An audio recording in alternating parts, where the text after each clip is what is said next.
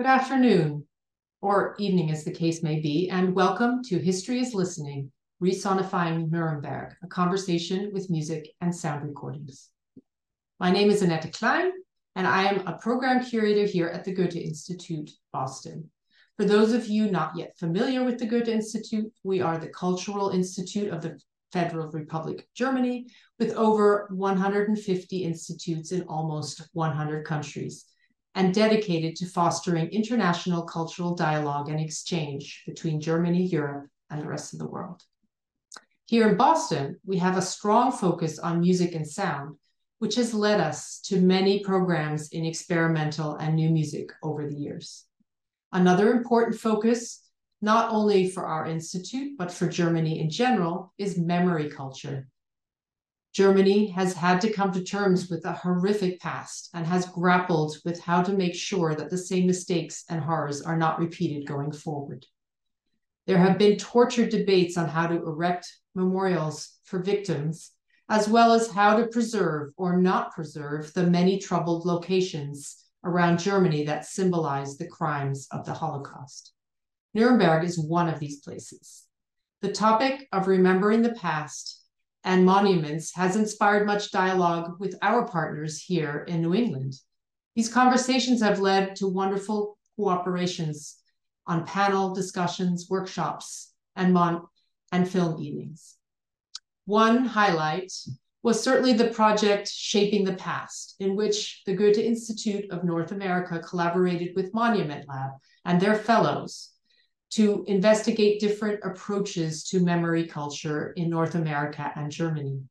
In particular, the project considered alternatives to traditional monuments, asking the artists and activists to explore new and more flexible ways to shape the past and open new pathways for rediscovering forgotten or ignored narratives. It was through this project that we first met Louis Chude-Sokei. In fact, through Jan Werner, who we have often worked with through our experimental sound focus. Louis joined us for a panel discussion with artist Emeka Agbo titled Listening to History, which you can listen to on the Shaping the Past website. Louis is a scholar and author, published both here and in Germany. He is an English professor and director of African American Studies program at Boston University, as well as editor-in-chief of The Black Scholar, the premier journal of Black studies in the United States. But we know Louis mainly as a sound culture expert, as he refers to himself as, and founder of Echolocution, a sonic art and archival project. In the past few years, Louis has spent much time in Germany, collaborating with Mouse on Mars and curating the project we will hear about today, funded in part by the Kulturstiftung des Bundes. What can the perception of sound contribute to a reflection on history? How can perspectives on history be expanded and shifted with the help of sound? These are some of the questions that Louis, joining us from Boston, will investigate in the next 90 minutes with fellow sound artists Gascia Ouzounian, Yara Mekawei, and Jan Werner, all joining from Berlin. Welcome, Louis, Gascia, Yara, and Jan, and thank you for being here and sharing this exciting project with us today. And now I will hand over to Louis, who will lead us through the session today. I'd like to thank Annette and the Goethe, not just for today, but for their ongoing interest in and support for this project. We begin with this image because in many ways it is what started the Nuremberg project, which is officially titled, Sometimes You Just Have to Give It Your Attention. Having been invited in 2019 to Nuremberg, Germany to do a joint talk and public conversation with the artist-musician Jan Werner, who was then teaching at the Academy of Fine Arts in Nuremberg, it was suggested that I join him and his students for a session of field recordings on the Nazi Party rally grounds. These students comprised a quite innovative and still active collective called DAF, who were immensely helpful with this endeavor. Werner was familiar with my echolocution project, which focused on field recordings, sonic archiving, and site-specific sound works on historical sites in the African diaspora, particularly those associated with trauma or complex racial experiences. It made sense to him to invite me to the sites in Nuremberg, resonant as they are with history and violence. Climbing upon the dais where Adolf Hitler famously spoke to his assembled troops, it struck me as necessary to hear not what he might have heard, that is clearly impossible, but just to hear from where he stood. And so I did what I do and have done and aim to do in many other spaces, in slave houses, dungeons, sites of mass suicide and lynchings, refugee camps. I processed the site through microphones, headphones, and a field recorder. Apparently, I was asked what I was doing, what I was listening for. Supposedly, I responded, sometimes you just have to give it your attention, which became the title of the project and the recording that will soon be made available of the 2-year experience of listening embarked upon by myself, DAF, Werner, and others who you will soon hear from and about. Now, what you're getting here today, it must be said, is just a general overview and some snippets of a much more expansive and collaborative set of interventions and experiences which are ongoing. Some of it will be shared via the record that'll soon be made available, but it's important to point out that though some of the contributions on the album have musical elements, that's just because the artists involved used music as a sonic technique to explore space and history. It is not a music album, and this was not a musical project. We did not go to Nuremberg to make beats and composed songs. However, due to the titanic scale of the architecture, the spaces of Nuremberg are quite powerful in terms of reverberation and echo, which clearly are how such structures bring attention to their own depth and spatiality, or rather how they embed space, awe, fear, and submission in each person on a level far greater than just the visual. For artists working with sound, these spaces are troubling due to their historical echoes, but irresistible due to their sonic characteristics. Kurdish musical icon and women's rights activist Hani Mojtahedy, and Armenian scholar violinist Gascia Ouzounian, for example, used voice and violin to not just perform in the space of Hitler's private golden chamber, which is behind and beneath where you see me crouched and listening in the photo. They explored that space and triggered its echoes via improvised sound. They responded to the pressure of its overwhelming silence. It was a remarkable and remarkably moving experience and brought a touch of the sacred, and I'm speaking as a completely secular person, to a space implicated in such horror. And given that, as Gascia Ouzounian points out in her work, so much of the Nuremberg grounds were constructed to amplify the voice of one specific person, Adolf Hitler, and one specific ideology, to find a space at the core of the rally grounds that was rich with echoes which suggest plurality, difference, otherness, reciprocity, it is no accident that we've spent so much time in there.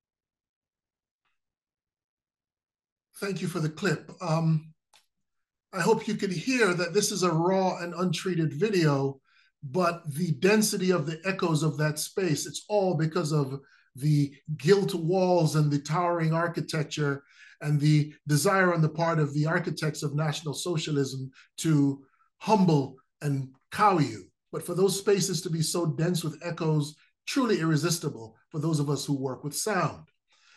But let me back up a little bit and tell you how I got here. How I left the sonic world of the African diaspora to end up caught up in the echoes of National Socialism. Well, for years, I've been listening to ruins.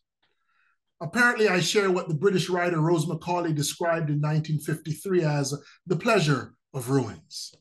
For Macaulay, this pleasure was a particularly modern one, made possible by nations and cultures that simultaneously fetishize growth, expansion, and always the new. And in celebrating the new, they institutionalize forgetting as an element of progress. My late mentor, the Ethiopian film scholar and theorist of migration, Teshome Gabriel, he allowed me to take this obsession with ruins further into the sphere of our shared colonial and post-colonial experiences. It is those experiences that shape my work as a writer, scholar, and someone who tinkers in sound.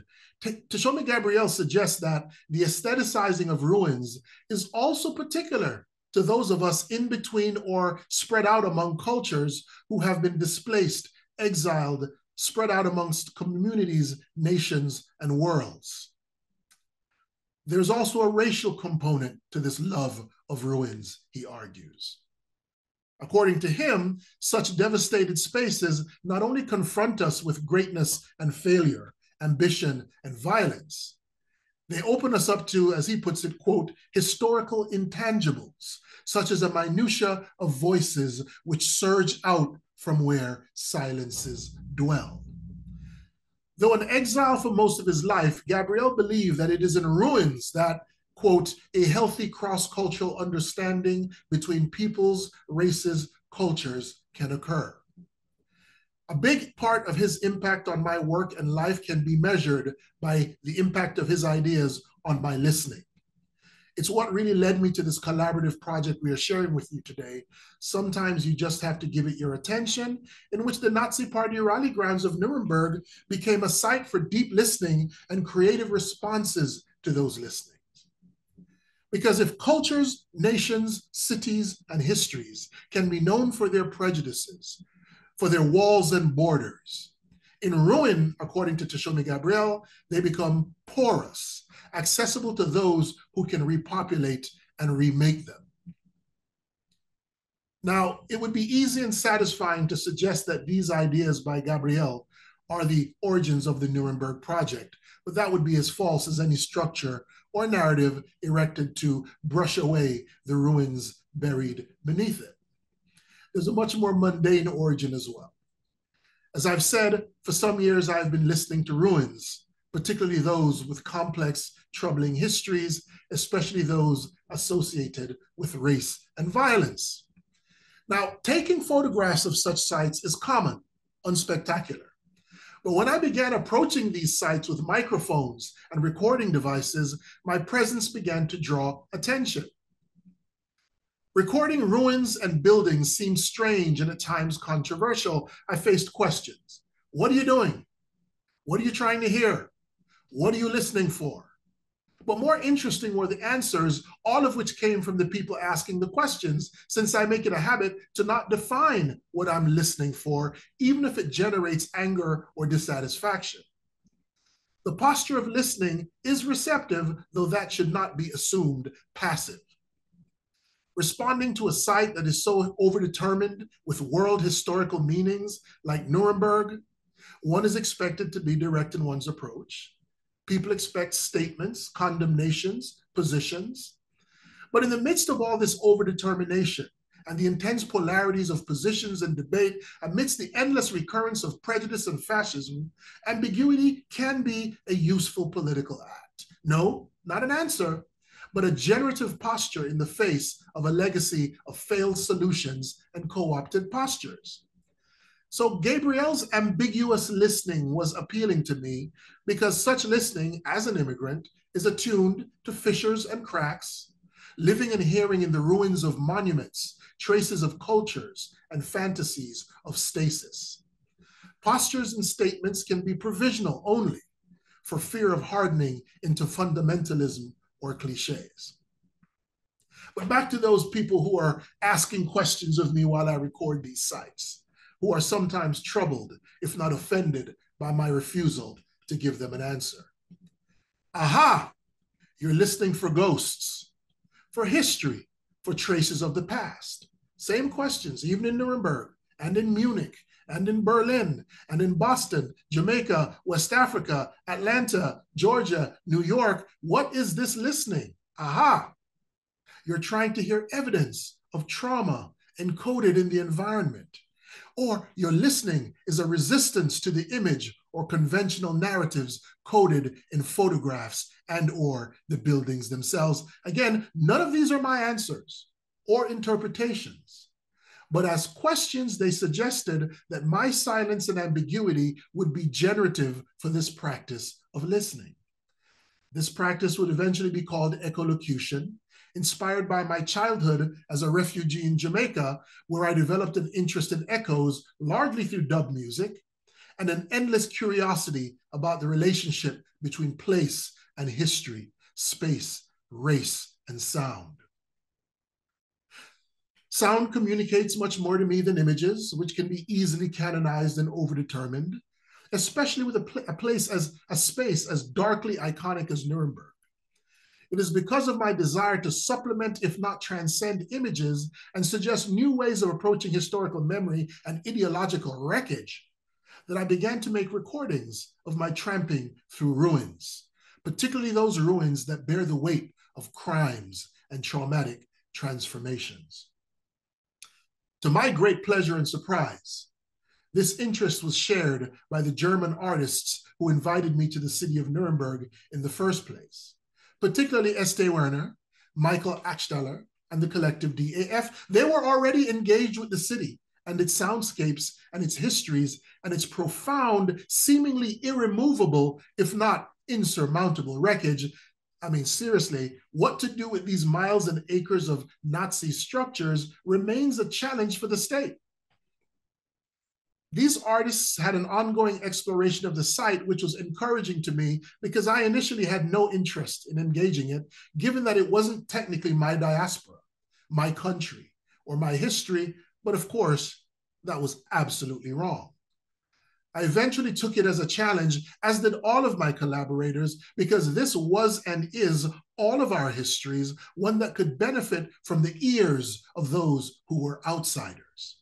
A big part of my politics is not just rooted in the ambiguity of listening, but as an immigrant, my perspective is rooted in trespassing and eavesdropping. I believe that trespassing and eavesdropping can be or should be shaped into political strategies. So I asked myself initially, these ruins and structures, they've been looked at, filmed, and photographed for generations. What is the status of knowledge and insight based on such relentless imaging? Now, please don't misunderstand me. I don't mean to dismiss the power of sight and the archives of looking and the visual. But that has focused on what these structures were and what they meant. Through listening, my goal is always to engage what these ruins have become. What do they mean now, not only as evidence, but also as other things resonating to other ears? What do they offer us now as living, breathing, life-giving ruins? With the support of these artists and the generosity of an award from the Kulturstiftung des Bundes, we invited other listeners to join us amidst the potent ruins of National Socialism. Also migrants, aliens, trespassers, and eavesdroppers, they entered our space of sonic ambiguity.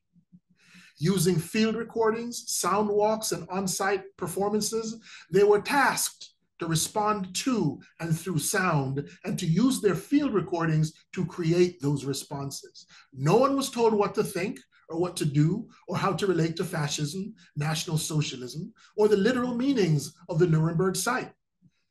But the only thing that unified us was a predilection for echoes.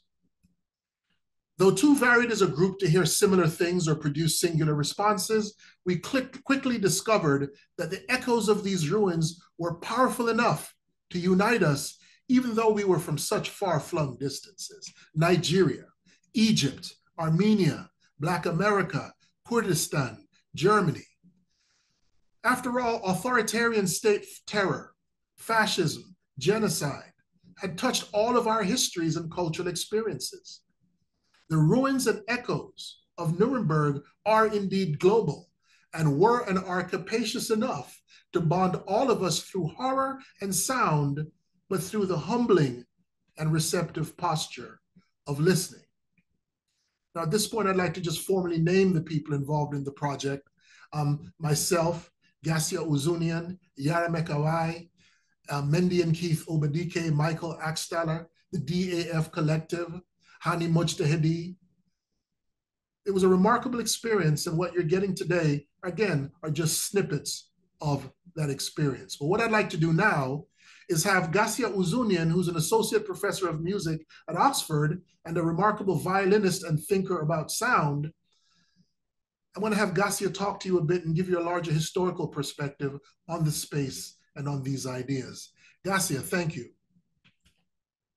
Thank you so much, Louis. Thank you, Annette, for hosting, and to Louis and Jan for originally inviting me to take part in this as a listener and as a respondent who was initially invited to do some writing. And I'll share with you an essay which I wrote for what will be this album. And I'll just share my screen.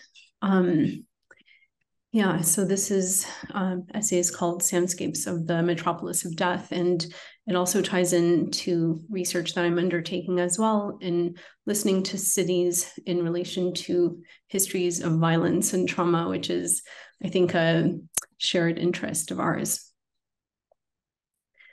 So upon returning to Birkenau, decades after surviving unimaginable cruelties there as a child, the historian and Holocaust survivor Otto Dov Kulka was surprised to find an overwhelming silence.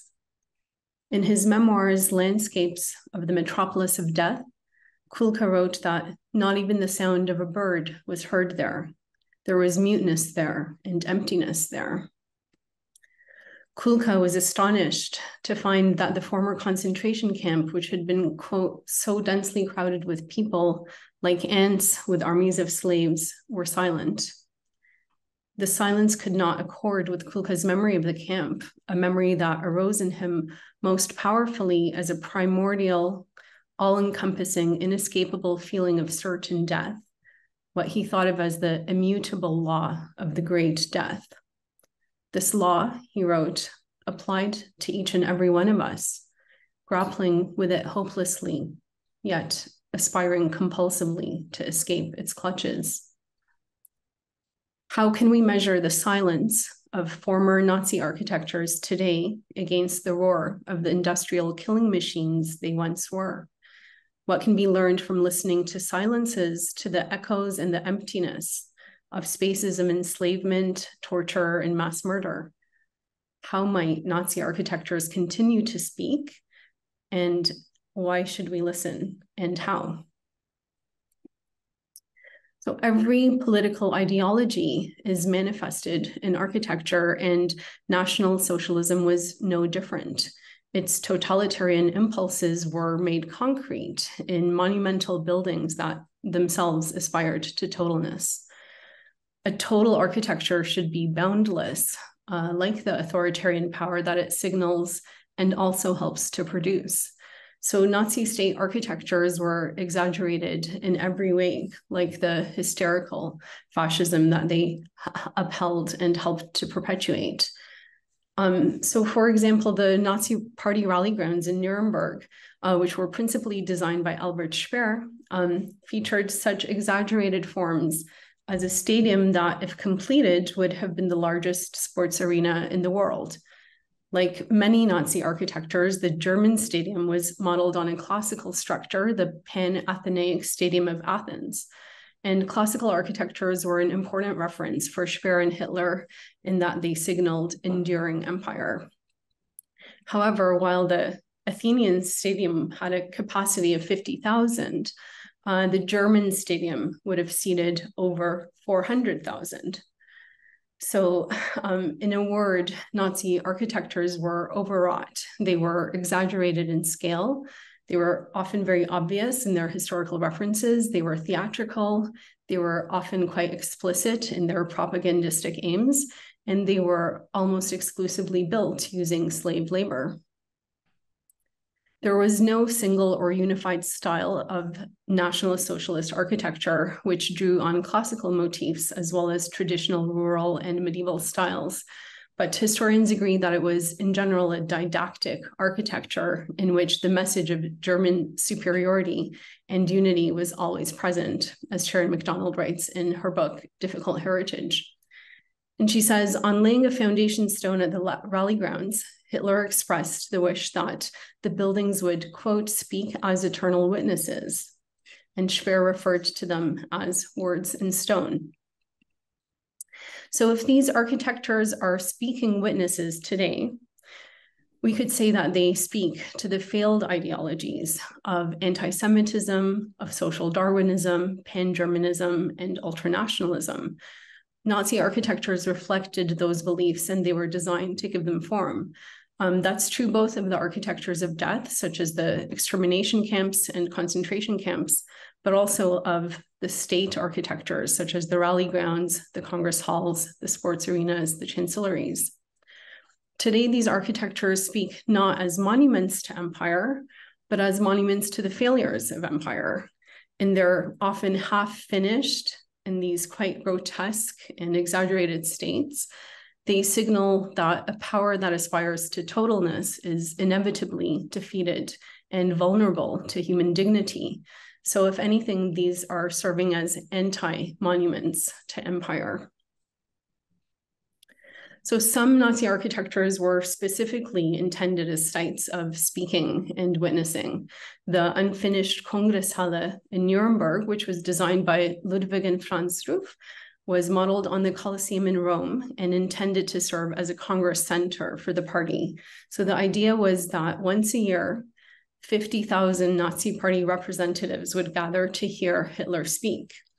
And as such, the Kongresshalle, which was intended to be 20 stories high, although only 3 were ever built, is arguably the largest structure ever imagined for transmitting the human voice.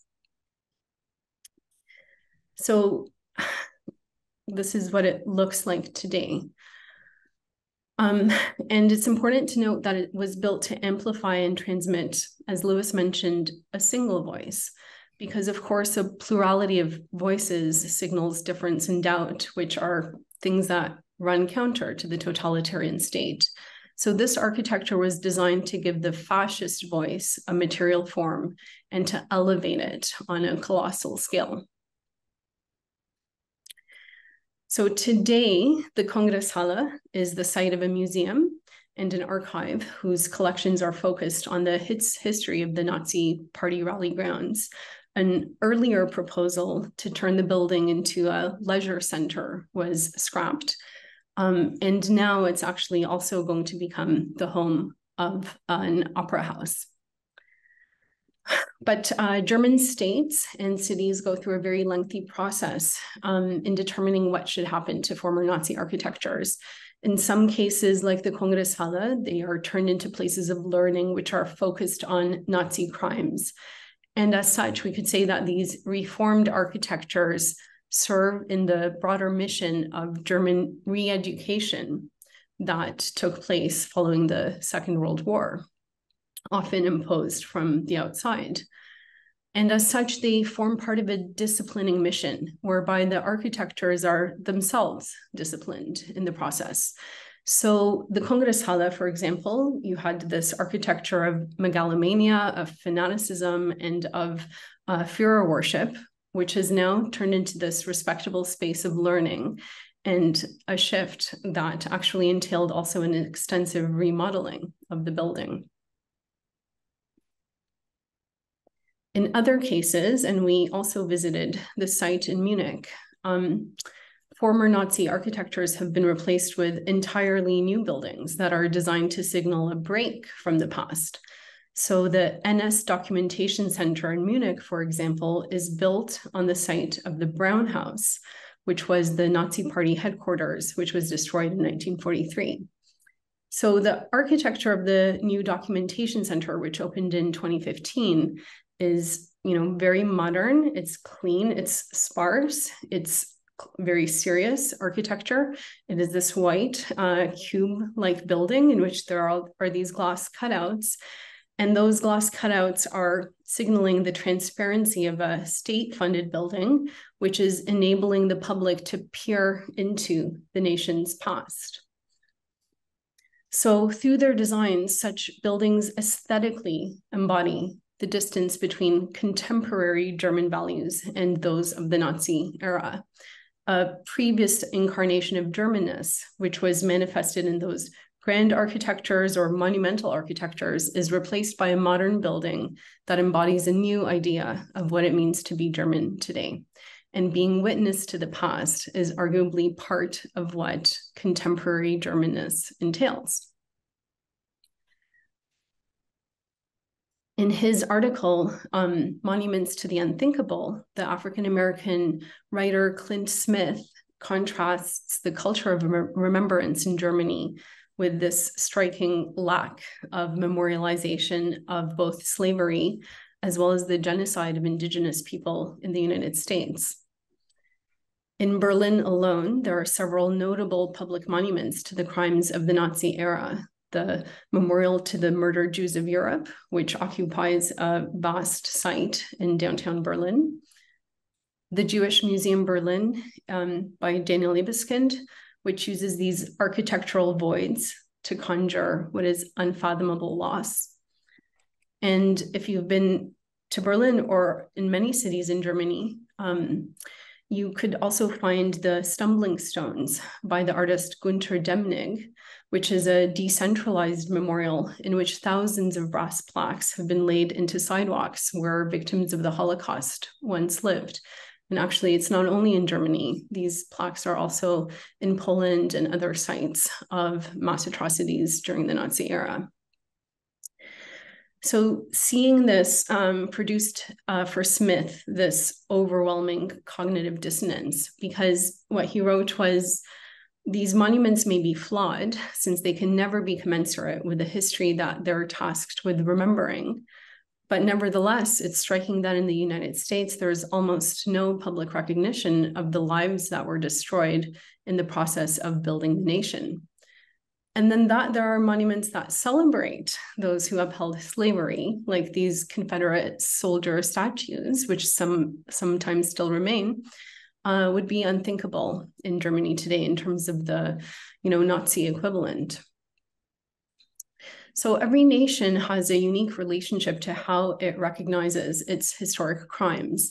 And we could think of recognition or denial of a nation's past crimes as a spectrum along which national identities or even nations themselves are formed. So some nations are specifically created through a denial of past crimes, and ideas of nationhood there are tied to a continued denial of the past. So for me, a clear example of that is around the Republic of Turkey, which was established in 1923 at the fall of, after the fall of the Ottoman Empire. And there is a national identity which is specifically born of genocide denial.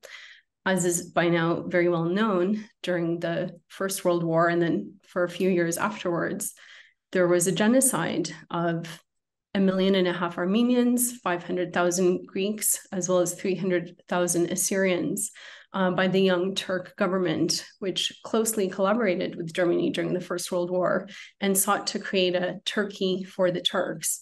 This image is of an Armenian orphanage in what was then called Alexandropol. And you can see the enormity of what happened. But when the Turkish Republic was established, it distanced itself from this criminal past. And it actually made it a crime to recognize the Armenian genocide as per Article 301 of the Turkish Penal Code, which makes it a crime to insult Turkishness, or in a later iteration, to insult the Turkish nation. So we could say that denialism in this case is encoded into law as a facet of Turkishness. So then it's arguable that being Turkish or identifying as such means denying the crime of genocide, because if you recognize it, it is an insult to Turkishness. So the concept of Turkey itself rests on that denial. So then the question is, what would happen if Turkey recognized its historic crimes the way that Germany has? And of course, we could ask that of many countries as well. But can the nation stand up to the weight of its criminal past, which is now compounded by a century of denialism? And when we went to Nuremberg, it was with the idea that we wished to listen to sites of historical violence and trauma, these spaces where history resonated. And Lewis has written, history contaminates space, and that there is no greater or more powerful way of experiencing hauntings, contaminations, place, and history than by listening. As Lewis mentioned, he had previously collaborated with Jan S.T. Werner on creating field recordings in Nuremberg. And that statement, sometimes you just have to give it your attention, became a kind of guiding principle for our group, which visited those sites with no agenda really, other than to just give them our attention. But as Lewis himself talked about in his introductory talk, for him, field recording is not an innocent or neutral activity. It's one which is also deeply entangled with histories of racism. And I highly recommend Lewis's book, The Sounds of Culture, as well. But yeah, we could think of the history of field recording as being tied in with what I would think of as the ethnographic ear, a mode of sound capture undertaken primarily by European and Euro-American ethnographers and anthropologists starting in the late 19th century, in the 1890s, which served to document, but also effectively racialized ethnic others by recording their sounds and sonic cultures. And especially prized in the field recordings and recordings of the colonial era were the sounds of endangered groups. So, for example, the music of formerly enslaved African Americans, as well as the dying languages of indigenous peoples who were being exterminated through assimilation policies, if not outright massacre. As well as the sonic cultures of people in remote or quote unquote exotic locations. And those recordings are today held in various ethnological museums, collections, or also national libraries and national museums. So one example in Berlin is the Berliner Phonogram Archive, which has 15,000 such recordings, the largest group of which stem from Africa. And such recordings have recently come under critical scrutiny. So for example, the artist Saj Hoyt seeks to unmute the colonial sound collections of such archives. And so what he does is he takes these ethnological recordings on what he describes as counter journeys to their places of origin, and he collaborates with musicians in those places to release the phonogram recordings and instruments of different regions in Africa from the museological silence. Lewis has said that a recognition, so yeah, for him, it was important to record from a place where we recognize that all diasporas intersect by way of resonance and cross-pollution. So the idea of recording sites associated with violence and trauma, to listen to the silences and the echoes of the sites, that was something that Lewis has been developing in his work. So to pay attention to resonance and reverberation, which is as important as listening to the sounds that are present. And that idea informs Lewis's echolocution project. And another reference that I would bring into this is Sumaya Valley, the architect from Johannesburg, who's the head architect, principal architect of Counterspace. And she is a kind of rare architect who talks about listening as being central to her practice. And she says that in studying architecture, we must learn to listen to silences and absences, or rather to read presences where we have been conditioned not to. So listening to silences and reading presences emerged for me in various ways during this excursion. So at the Kongresshalle, Hani Mojtahedy and Hadi Alizadeh, who joined us for that evening, improvised with voice and the daf, the frame drum, while Jan Werner and Michael Akstaller projected these high-intensity electronic sounds, and so bringing the building, its surfaces, materials, and forms into an echoic dialogue with the musicians. As Lewis mentioned, Mojtahedy is a human rights and women's rights activist who fled Iran in 2004 due to laws that were restricting the activity of female musicians. And she created these very bold vocalizations at the Kongresshalle. So for example, like throwing her voice and having it echo off the surfaces of the building. And it was really quite remarkable to witness that, because it was almost as seeing a building become essentially transformed, this colossal building being transformed in real time through the sound of her voice. And for me, that was also really important in thinking about what the Kongresshalle was initially designed for, as a kind of vehicle to transmit Hitler's voice, his very angular, declamatory voice, which became a kind of sonic icon of the Nazi era. And her voice held a very different kind of power. And in a sense, I believe its power was much more in its ability to kind of be a porous kind of element that could actually get into the cracks of this building and, transform it in a different kind of way, and also mix with other sounds. And at the Kongresshalle, I read other presences as well, and in particular, the long shadows cast by National Socialism. And a question that kept coming up for me was, what happened to the evil of the Nazi era after the fall of the Third Reich? Does that evil simply disappear and dissipate? Is it absorbed into buildings, into places or people? Does it transmogrify? Is it fueling other various authoritarian regimes that are operating today? And an idea that came up for us during the discussions there was that of the continuity thesis, the idea that various genocides are historically linked and help to produce one another. So Lewis, for example, was referring to the 1904 genocide of the Herero and Nama people by German military forces in what was then called German Southwest Africa, and which is today called Namibia. And that genocide has been traced both to the concepts of racial hierarchy and final solution, which of course we associate with the Holocaust. And as we also know, Nazis were very much influenced by the Jim Crow laws, the segregation laws in the United States, and they went and studied how those laws were applied in the US context. And they used that in designing their Nuremberg laws, which were the kind of centerpiece of the anti-Jewish legislation. So historical genocides shaped Nazi thinking as well. And if you look at Hitler's Obersalzberg speech, where he's talking about Lebensraum, or living space, to get more living space for Germans and to produce effectively death space for Jews, he says, who, after all, is speaking today about the destruction of the Armenians? And it was not only how other nations instituted segregation or apartheid that influenced the Nazi regime. It was also other nations' cultures of forgetting and denialism that also lubricated their crimes.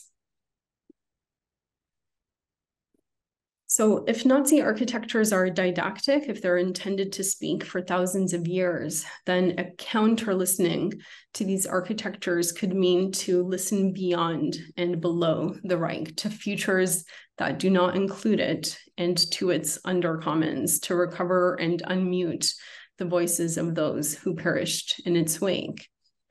And if Nazi oral regimes were continuously signaling authoritarian power and German superiority, and there I point you to Carolyn Birdsall's tremendous volume, Nazi Soundscapes, then a countersonics could be to discover ways of sonic being that undermine and subvert that acoustic logic. So our group didn't necessarily set out to resist Nazi architectures or soundscapes. We were seeking to engage with these resonant sites of trauma through listening and sound making. But in retrospect, it was important that we brought a quite plurality of approaches, as well as a diversity of diasporic and local perspectives into the mix. So just before going to Nuremberg, I had been working on an essay on sonic memories of the Armenian genocide. So in effect, the sounds that survivors ear witnessed, and also thinking about the historical links between Germany and the Ottoman Empire, which are very closely tied. So that was on my mind when we were there. And then Lewis was experimenting with transnational migratory sounds and music connected to his Igbo Nigerian heritage, which is also a heritage shared by the sound artists Mendi and Keith Obadike, who recorded the acoustics of various sites and who are creating a listening sculpture in response to those resonances. Yara Mekawei, who we'll hear from soon, said that she brought sounds from her country to the places that we visited, and that she was drawn to the project in part because of her experiences of fascism in Egypt. Quote, "It's a different location, but it's the same system." And it was interesting that both Keith and Mendi Obadike independently immediately thought of the American South when they arrived in Nuremberg. So Keith Obadike said, "I went to Nuremberg expecting to be wrapped up in the site, and I had all kinds of ideas about how I might respond to the site, but the whole time we were there, I just kept thinking of home." And Mendi said, "We weren't exactly responding to the same surface thing, but underneath it was the same thing. The way that a national myth or a myth of a place has been used and co-opted by a particular political perspective, which wasn't necessarily what the past was about, the reshaping of the past and the way that it showed up." So I'm going to play a short excerpt of a work that they composed, which is on the album.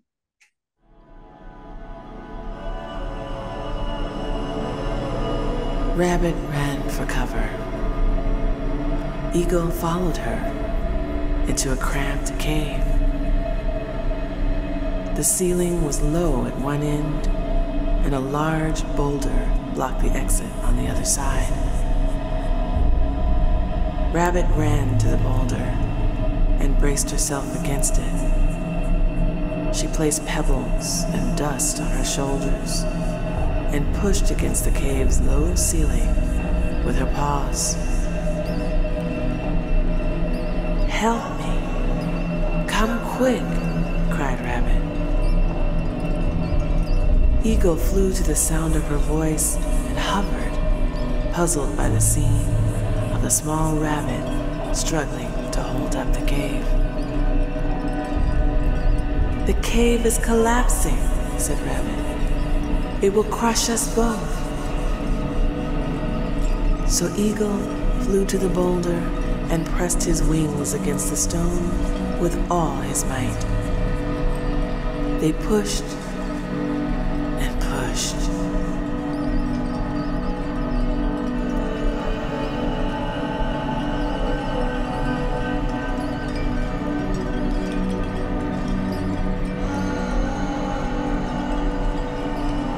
Finally,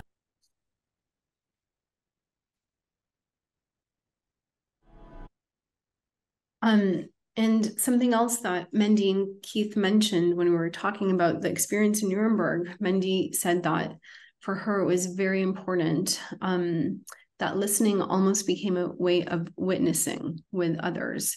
So she said what it meant to people from Nuremberg to listen to those of us who are not from there. It was interesting to see the usefulness of that, of bringing folks from outside to be with you as you wrestle from home, or as you wrestle with home.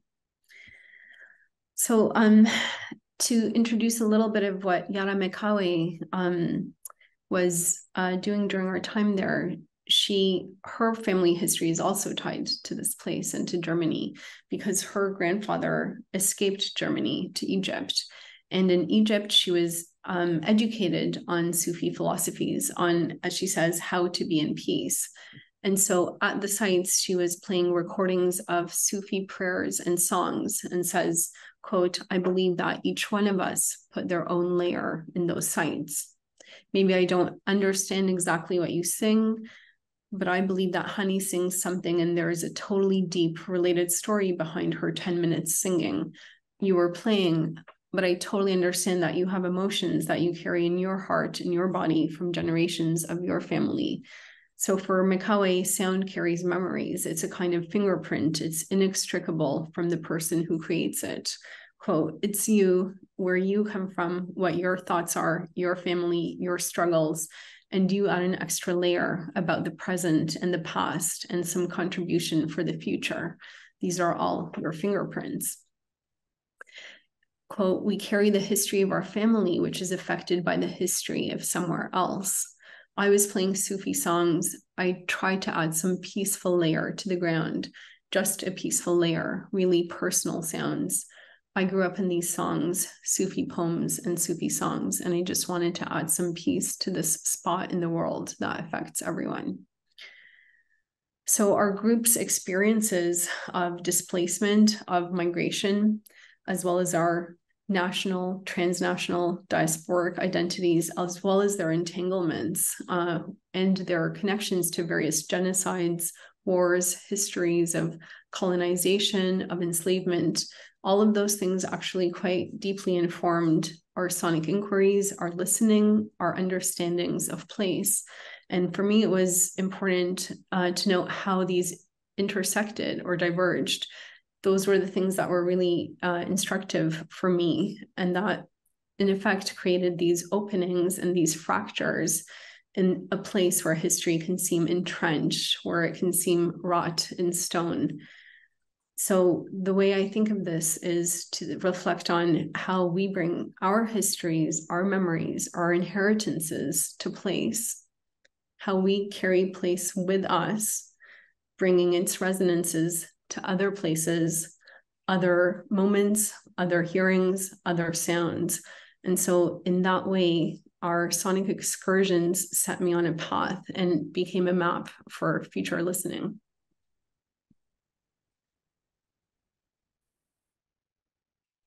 So maybe I will hand it now back to Lewis, who might introduce Yara. Thank you, Gascia. Thank you for that. Wonderful. I'd like to introduce the fantastic sound artist, Yara Mekawei. I could say a great deal, but I'd rather Yara say as much as possible and share her experience and her project that came out of this really powerful intersection of experiences and histories and personalities at the Nuremberg site. Thank you all for this really interesting, amazing invitation by Goethe Institute in Boston. Thanks, Louis, Gascia, for amazing presentations, and thank my colleagues for letting me be part of this really interesting project and research that we have been done, and we enjoy a lot. And I was quite lucky because meanwhile I was doing the research with you guys in Nuremberg, I was doing another research by the GDR history, which is affect my country, Egypt. For several years, I have been seeking to understand and listening to the different spots around the world and how it affects our history and how the history affects our past, and the past affect the present and affect it to our future.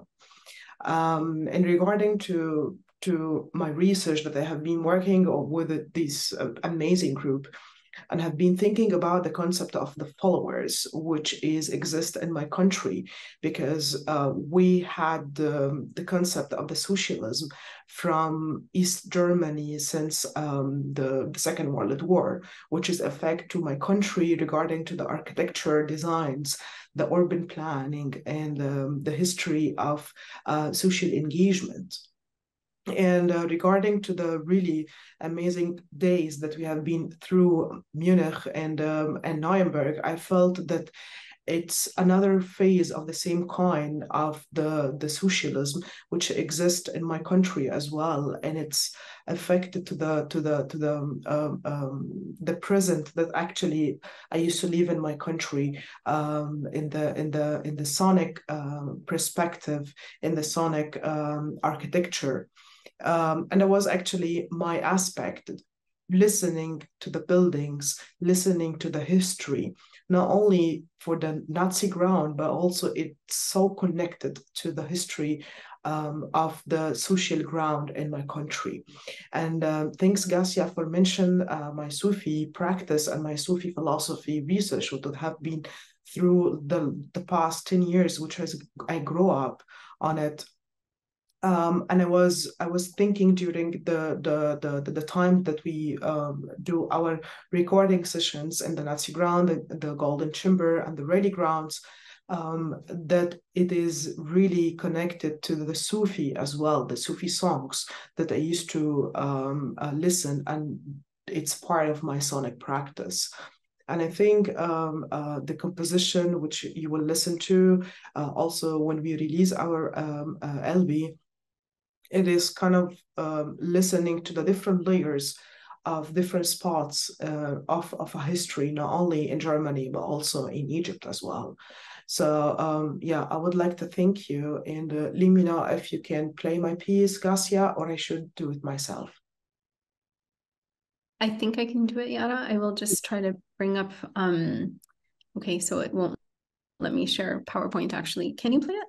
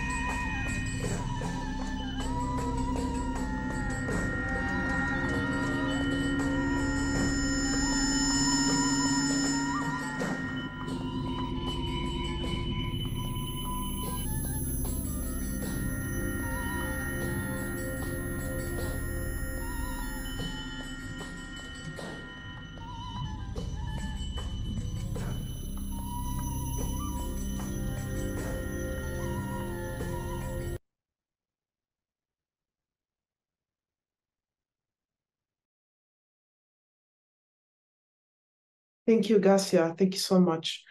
So it basically actually were the raw field records that we did in the Golden Chamber and the Colosseum. And also there was really interesting support from Jan with his mobile speaker that I do play some of the Sufi songs and record meanwhile, which is a part of listening to the history, listening to the locations, and listening to the architecture.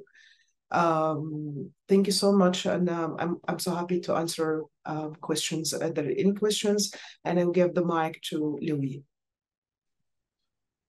Thank you, Yara. Thank you so much.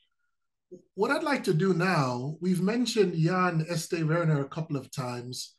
I'd like to introduce Jan, artist, musician, who was a very important part of this process, inviting me to Nuremberg and challenging me to, sort of expand my diaspora to include the complexities of the Nuremberg site. But I'd also like Gascia and Yara, since you're here, let's just all get on screen and just chat for a little bit, and then we could take questions from the audience. But Jan, hello. Hi. Hello, world. I'm just curious at this point, Jan, if you could maybe say something to our audience. And Yara and Gascia, please stay. This is the panel. Jan, I'm curious if you could say something about what you and your students at the Nuremberg Academy of Fine Arts, you folks were already doing sonic work based on the Nazi Party rally grounds. So, that's not something I brought to you. That's something you already had going on. Could you say something about what inspired that? So the class in Nuremberg, which was called Dynamic Acoustic Research and was a sound-based class, but within the visual arts or contemporary arts context, DAF just published a book, which I happen to have here. So that kind of shows a bit of the experiments that happened throughout these 5 years and still continue. 5 years at the Academy and now as a free collective. So, of course, the Academy being in Nuremberg and the Nazi rally grounds being in Nuremberg, there was obviously tension and interest from the group, the collective, the students. And we were visiting the Nazi rally grounds a few times. Actually not being able to deal with the visual monument that it was, and also this overboarding history that manifested itself in this iconic visual appearance.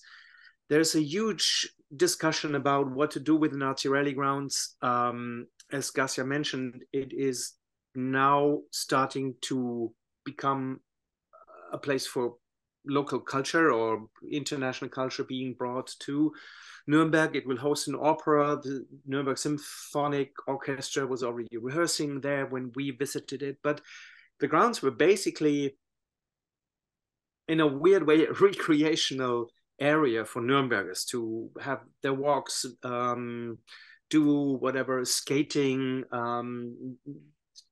like this.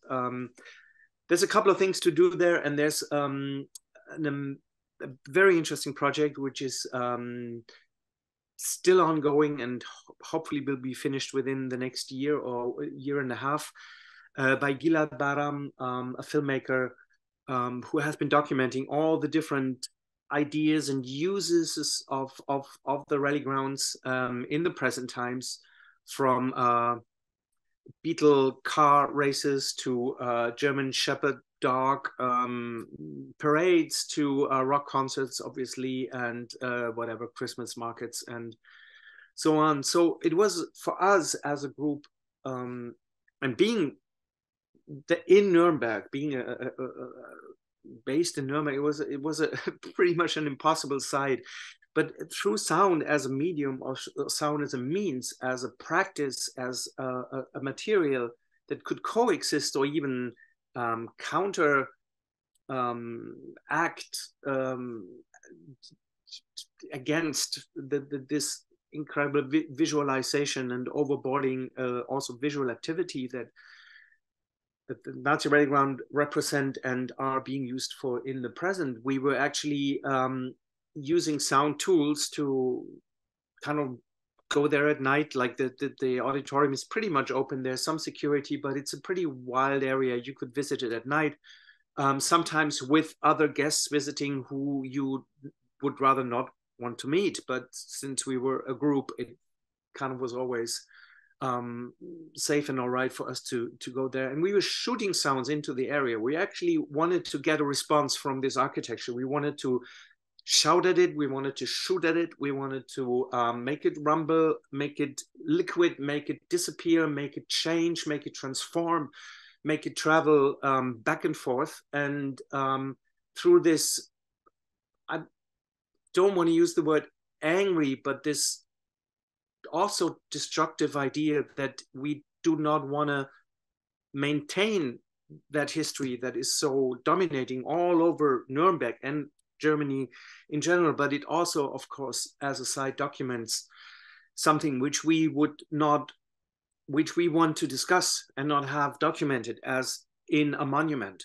So, but it was of course not on us to dismantle the Nazi rallying grounds, but through sound, and especially at night, there was a possibility to have a completely different experience about what was going on.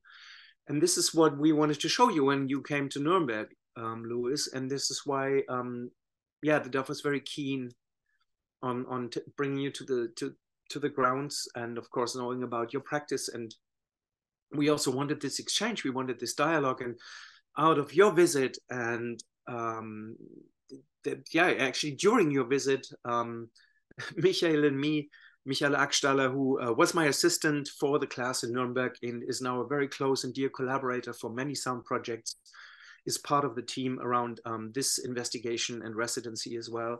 We came up with the idea, let's do a residency. So let's try to apply for funding so we could get you, Louis, and people who you would want to affiliate with and have on your side to enter the grounds and investigate, but define it as a residency, not having to produce results. Everything we heard today and which we are still going to listen to, and I wouldn't say they're byproducts, but they're echoes of echoes. What we wanted is to be on side, be present, also show presence, proof possibilities of different perception, different reading, different presences, different togethernesses, different exchanges, and not subscribe to what people in Nuremberg especially are being told what the Nazi rallying grounds at this point have to be used for. Not that we want to necessarily object all the ideas and concepts around the Nazi rallying ground,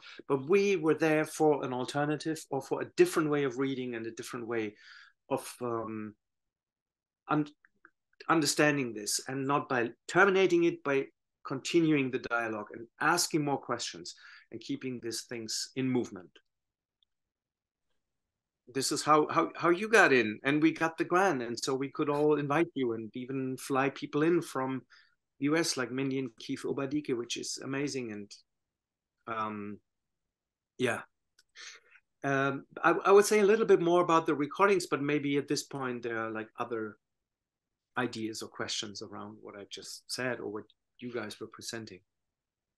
I'm curious though, Gascia and Yara, you know, COVID managed to stretch this out a bit because it was initially supposed to be 1 year. But this is actually one of those experiences where COVID did a good thing, in that in stretching it out, it brought more of us in contact with each other, right? And we've had some time to reflect back on it. And it's still ongoing. I'm just wondering what, Gascia or Yara, what you think now looking back on this quite strange thing we have done and then continue to do. Yeah, I mean, Louis, first of all, it's a kind of difficult thing to maybe even explain to other people what it maybe means to go somewhere with this kind of extremely resonant history, but also, as Jan is saying, you know, so many debates on the use of these spaces. And I think the idea that Jan mentioned just now is like, there's a strong push for it to be turned into kind of a cultural center, cultural corridor. And, you know, that also is kind of its time. That's something that Gilad was saying, because we're also in dialogue with Gilad. And yeah, the idea of now a cultural center is also very much kind of the contemporary zeitgeist in a sense. Yeah, and so to try to find other ways of engaging with the site, not necessarily only for tracing the, you know, histories of violence and trauma and how they're encoded into the urban, you know, space, but also I am also interested, you know, in that as well myself, because for me, I'm quite interested in what are alternative forms of, let's say, kind of forensic listening. We have very kind of techno-scientific, let's say, approaches to audio forensics, you know, kind of investigating, let's say, mass crimes and human rights violations through specific kinds of forensic audio. But what does it mean to listen in a, you know, listening to presences and absences, as Sumaya Valley says? And I think which is something which is also informing your work. And yeah, so reflecting back on it, the thing that really did emerge for me is, as part of my own research on kind of cities and their almost like sonic and vibrational ecologies, you could say, it did really become a kind of map for ways of listening. And I'm myself quite interested in going to other sites, for example, in present day Turkey and sites of historical, you know, trauma and genocide, and sites where people, the Armenian population, for example, has been expulsed, and simply to listen. And what can you discover through that? Because I think it's a kind of, in a sense, underused tool for inquiry, for historical inquiry. And yeah, but also to listen together with other people, that is a kind of powerful experience, not necessarily like a guided listening, but very open listening, sound making as well. Yeah, I'm thinking also about what Jan said a moment ago.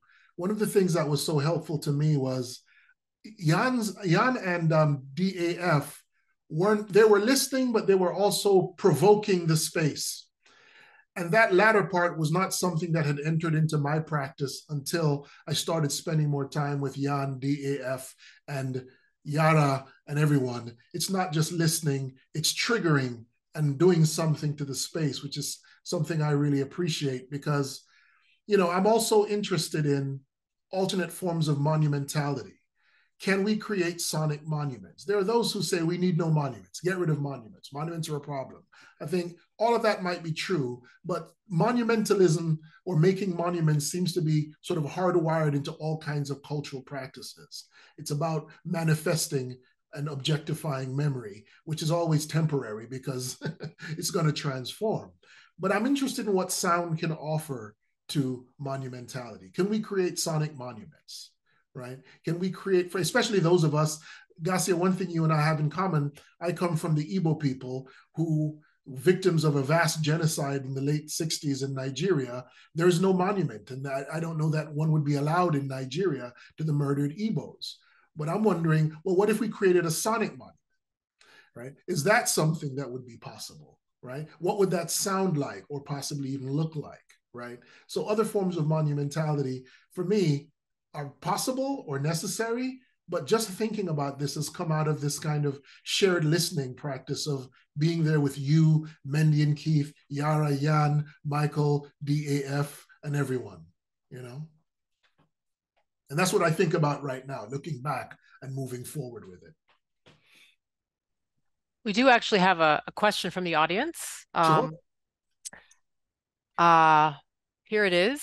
Would any of the panelists be willing to discuss the relationship of this work with historical Nazi echoes and architectures to their work with and within ongoing political struggles? and in relation to ear witnessing ongoing genocides, for example, Armenian and North American territories?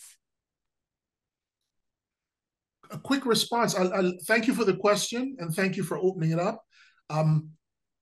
My answer to that is that's precisely what I think we're trying to do, which is why this is about historical work, but my project has always been about the legacy and the ongoing process of history and violence in North America, in Africa, and throughout the various diasporas that we come from. So again, discuss the relationship for me.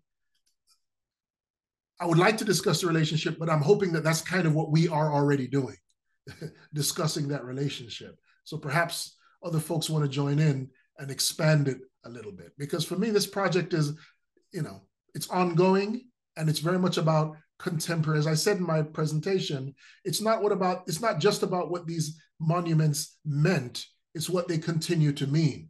And that transformation of meaning over time is also a part of monumentality. Yeah, thank you for the question. And I'm so sorry I can't find it in the chat bubble. So maybe it was, I didn't receive it for some reason. In any case, I think it's a really important question. The idea of ear witnessing and the ear witness. And in a sense, I feel like this has often been posited in the sense of a person who witnesses a historical event, a genocide or a war, for example. And it's, however, very much under-recognized in genocide studies more broadly, or in studies of war, like what the trauma that happens through the auditory realm can do to people and the long-lasting nature of it. Actually, it's something I'm also studying in relation to the violence of city making. So, for example, I've just written a chapter which is looking at a historical city, the Warsaw Ghetto, this segregated city within a city, and how spatial violence was also enacted through the auditory realm, but how then listening itself for the people who were imprisoned inside that ghetto became a site of violence, because listening was always a way of sensing danger and sensing death. And sometimes this was over a period of months or years when people are in hiding and they're not looking, so they're listening. And we can, of course, think of contemporary examples of that happening today in various parts of the world.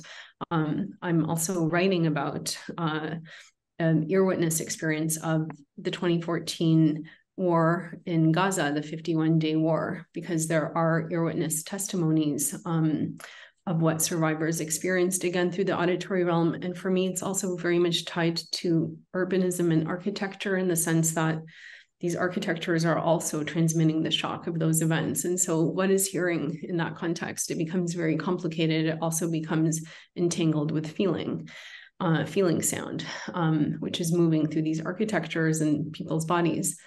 And that's why I also find it very interesting what DAF is doing and Jan and their long-term, let's say, inquiries with triggering, activating architectures, because it gives you a different kind of sensibility when you have these, high intensity projections of sound at architectures and they're kind of echoing back and speaking.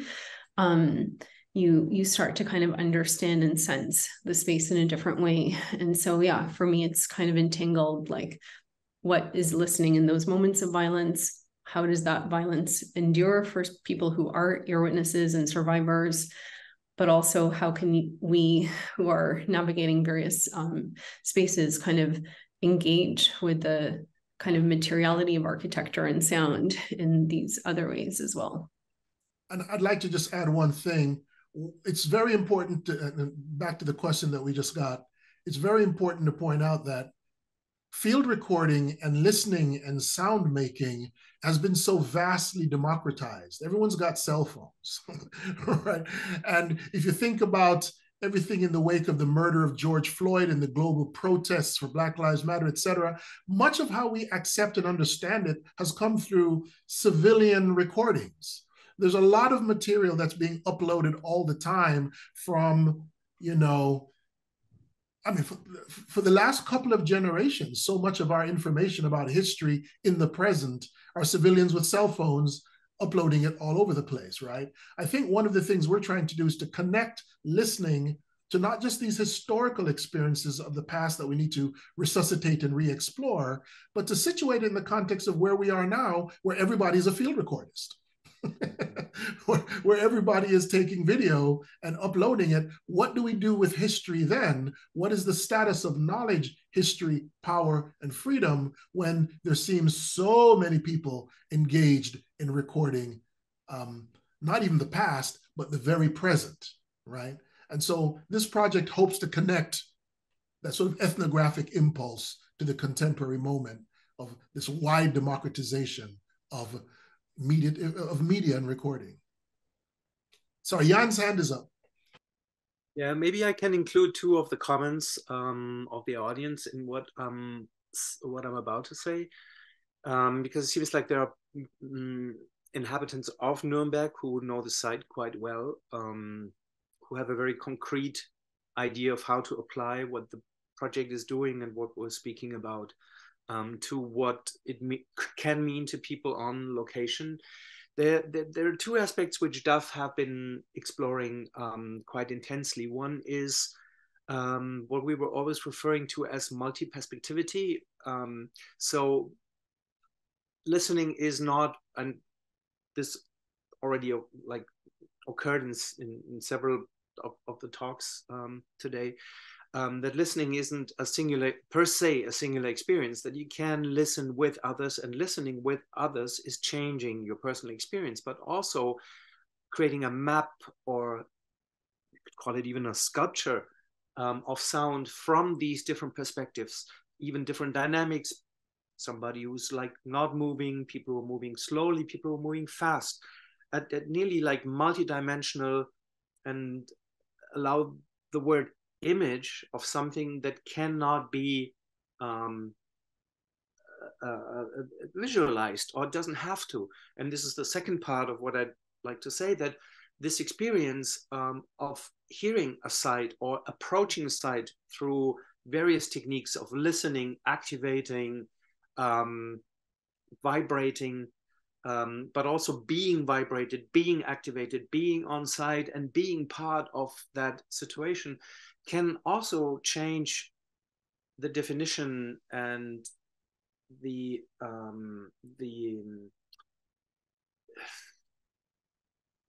idea of what a site, an architecture, also a historic site means, because we are so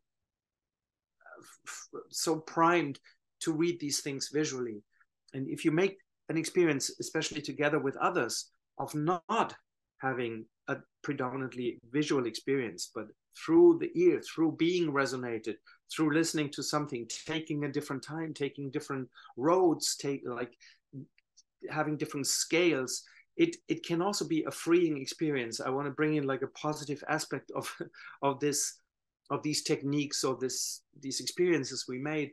It can also release you from always seeing the Nazi rally grounds as that image from Wikipedia or from diverse posters or publications, and start having your own idea of what that is. And I think this is a perspective, or like a view into a possible future, or an already existing presence, an accessibility that isn't that doesn't need any preparation or any particular knowledge. It just needs exactly to be in the moment and have an exchange with that site through the auditory.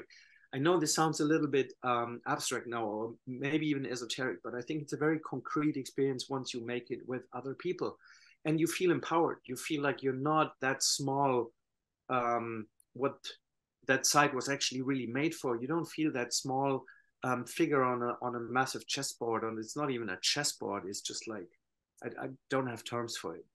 An ant with no impact, right? You feel like, no, this is like exactly from where I experience this now. This is a completely new construction, and somebody else next to me has their own construction of this. And also there is activity that comes from this, possible activity, even interference. You might even be you might even be empowered or feel empowered to change the side, like which has happened in several ways. You know, like artistic interventions on site, which were not legal, but maybe were absolutely necessary, and came exactly this from a different understanding of what that site historically means or has to be. We all believe quite seriously that listening forces you to engage with a space and a past and a present in a quite different way than the visual. Not saying that the visual doesn't have value, not at all. We're just saying that if we switch to or spend time developing our critical faculties of listening in terms of history, culture, and politics, we believe that it forces a kind of more personal engagement, which is what Jan is describing, right? There's the old cliche in sound studies or sound thinking. And I know it's an old cliche, but it's still useful. You know, we have eyelids, but there are no earlids, right? And there's something about sound that sort of occupies the body and occupies the self in a way that engages you. You cannot be alien to it or alien to what's inside of you through sound. And so being in a place like the Nazi Party rally grounds with my colleagues and collaborators, it was a little bit odd because our experience turns out to be a strangely joyful one, but we have to keep in mind that from the outside world, it's not. It's a very dark and complicated one, but our experience together certainly transformed us and it. And I think that that has something to do with listening, right? And we're hoping that that can contribute to a broader cultural engagement with the past and ongoing struggles, you know, in the world today. Maybe just a tiny brief addition is that let's say the joyful or friendly or collaborative intervention and experience of the site is also taking away some of the joy of some people who want that site to be dark and monumentally scary. Yeah. So there is resistance in this, like not obedient Gothic reading of that side. Yeah, or being crippled by the history it suggests. And that's something we refuse to be. So listening to you, I get really excited, and I think you've obviously had an incredibly special experience listening together. And I'm wondering, how does one let a larger audience experience that kind of a feeling? And have you thought about where this project may go, if there's some way of involving a larger audience? And I guess I'll tie in, you know, some of the questions that have been in the chat. That has there been interest from the city of Nuremberg to somehow continue and make something a little bit more permanent or so, or does it need to be sort of an improvisation to keep things, you know, open and exploratory? So I guess what do you think about that? I'll let the others speak to this. I just want to say that from the moment we started and from the moment we closed off the event a few months back in Berlin, we've all been running around trying to figure out what next, where do we go next? Let's plan the next scale of this. Let's expand. Let's, you know, it's something that we think we feel it's ongoing and we want it to be ongoing. The next steps are still to be determined. But the question is, can this be established somehow in Nuremberg? That's certainly not something I can speak to, but I think the practice of listening and the politics of listening that we're all bringing in our separate work and then together here, I think we all agree that this should be quotidian. We should all be doing versions of this. This shouldn't be some specialized thing that theorists and scholars are doing, which is why I mentioned we're all field recordists now. Jan? Yeah. I think this could be.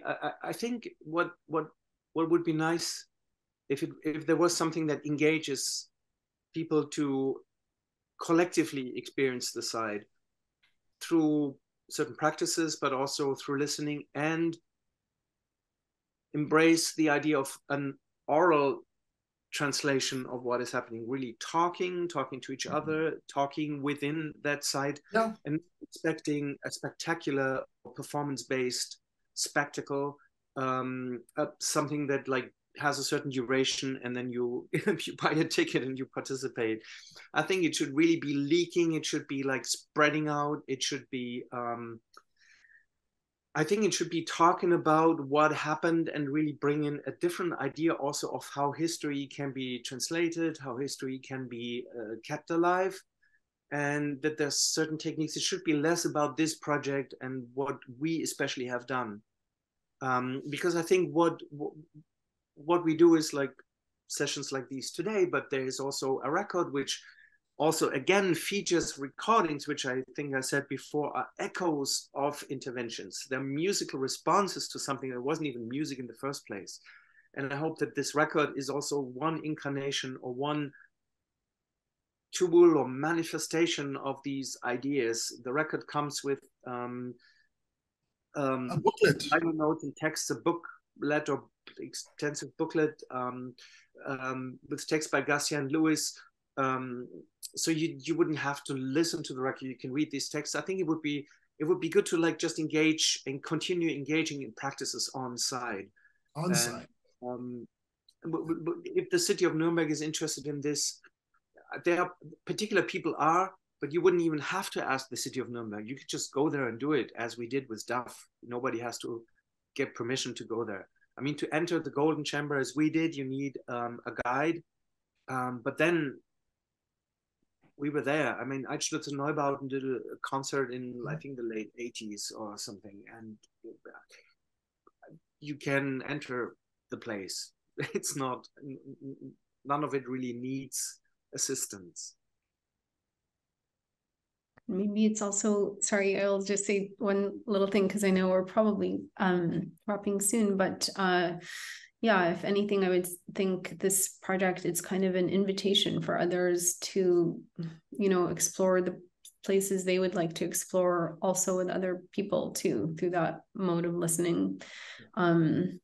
Yeah, because certainly as Lewis is saying, you know, listening doesn't belong to anybody, certainly not academics and, you know, artists. Okay, it's a one way of interacting with a place, but for me, like what I'm often most learn from is, you know, what people who are not necessarily in those worlds are reporting of their own listening experiences. And it's very interesting to look at that. And yeah, so I don't think there's any kind of rule book with that. And I think maintaining that kind of openness posture and a receptivity and an attunement to kind of, yeah, what is there, but also what is not there. That is also kind of important when we go to a place. Thank you. Lewis, do you have a couple last words, or do you want me to wrap up? Feel free to wrap up. Gascia's final words, I don't want to ruin them. They were beautiful. Yeah, Jan would Jan has last words. Okay. I would suggest we end with some words by Lewis, but some which were recorded and are part of the record that's going to come out. So maybe we can play a very short excerpt and then call it off. Before we do that, because I think we'll just kind of fade after that, I just wanted to thank all of you, Gascia, Jan, Yara, who unfortunately had to leave earlier, and Lewis, of course, for sharing your work and your insights today with us. I found it very thought-provoking, and thank you so much. And I'm really looking forward to the album coming out. I hope we can get more information. If you share that with us, we can share it with everyone here. And I also wanted to tell everyone we have recorded this today. And if you're interested in listening to this, this panel or others where we have connected with New England-based artists who are doing projects in Germany, you can go to our website, which I'll put in the chat now, and look for those recordings. So I wish you all a wonderful day, and Gascia, please share. And thank you again to Annette and yeah, for hosting this. So I'll play and then we'll fade out. And again, we'll fade out. from Echolocution Manifesto, featuring a text by Lewis, which is also published, which will be published as part of the booklet in this album, which is going to be, which is published and presented by Savvy Contemporary, the gallery in Berlin. So Savvy Contemporary will also have that in the next maybe month or two. And I think we will also all share it individually through our own projects. Maybe Duff and myself with my Sonorous Cities project, we will help to spread the word around that. But yeah, Savvy will be where you can find that. Music teaches us to listen, but it merely prepares us for sound. And sound prepares us for something else, which continues to guide me as I listen to and for relationships between space, sound, and race. And that is silence.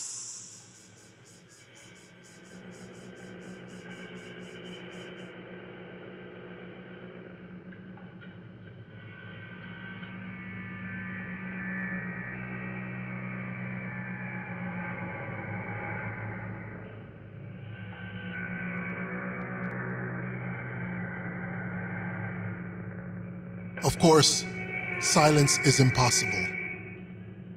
It is merely a word used to describe the inaudible. It describes the myriad of sounds we shut out.